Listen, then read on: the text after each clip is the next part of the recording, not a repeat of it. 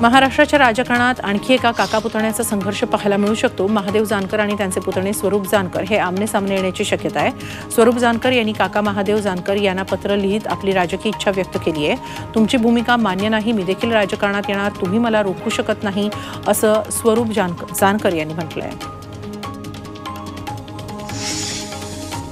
मनसे अध्यक्ष राज ठाकरे यांनी दक्षिण मध्य मुंबई लोकसभा मतदारसंघाचा आढावा घेतला। राज ठाकरेंचं चेंबूरमध्ये कार्यकर्त्यांनी यावेळी भव्य स्वागत केलं।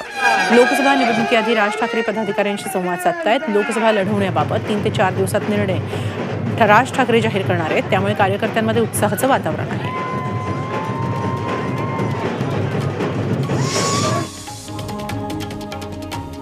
शरद पवार उद्या नाशिक दौऱ्यावर आहेत। या निमित्तानं निफाडचे आमदार दिलीप बनकर यांच्या कार्यकर्त्यांनी शरद पवारांच्या स्वागताचे फलक लावले। त्यावरून अनेकांच्या भुवया उंचावल्या आहेत। तसंच ठाकरे गटाचे माजी आमदार अनिल कदम यांनी शरद पवारांच्या स्वागताचे बॅनर बनकरांच्या समर्थकांनी लावलेल्या बॅनर शेजारी लावल्यानं कार्यकर्ते चांगलेच संभ्रमात पडले आहेत।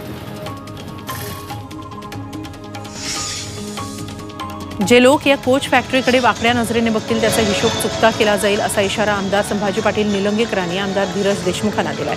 रशियाला विकलेल्या रेल्वे कोच कारखान्याचे चौथ्यांदा लोकार्पण करत असल्याची टीका काँग्रेस आमदार धीरज देशमुखांनी केली होती।